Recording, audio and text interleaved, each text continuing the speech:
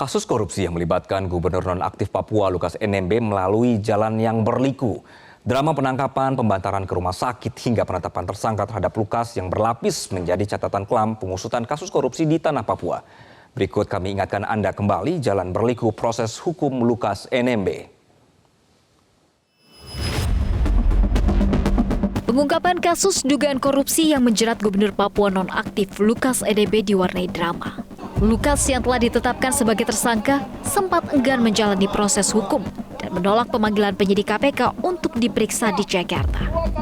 Alih-alih menjalani proses hukum dengan baik, Lukas NMB memilih menggerakkan ribuan pendukungnya untuk berjaga di sekitar kediamannya di Jayapura, Papua. Berbagai pendekatan pun dilakukan, termasuk dengan melibatkan tokoh-tokoh Papua agar mendesak Lukas NMB menjalani proses hukum. Bahkan Ketua KPK Firly Bahuri sempat menemui Lukas NMB di kediamannya. Namun Lukas tak kunjung bersedia menjalani proses hukum.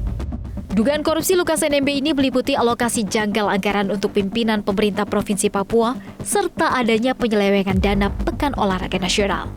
Lukas NMB juga disinyalir memiliki manajer untuk melakukan pencucian uang.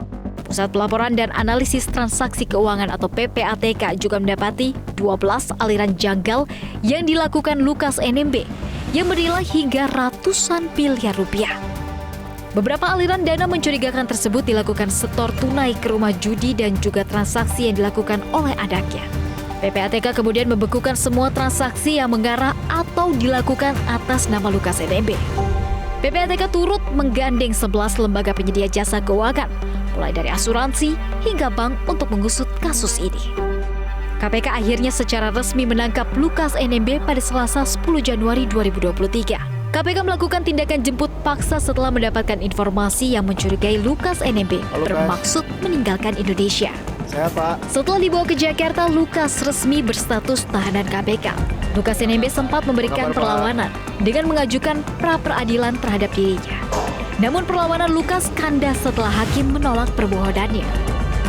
Tidak hanya Lukas, kini KPK juga menetapkan pengacaranya Stefanus Roy Yening sebagai tersangka atas dugaan menghalangi proses penyidikan KPK dalam kasus dugaan korupsi yang menjerat Lukas NMB.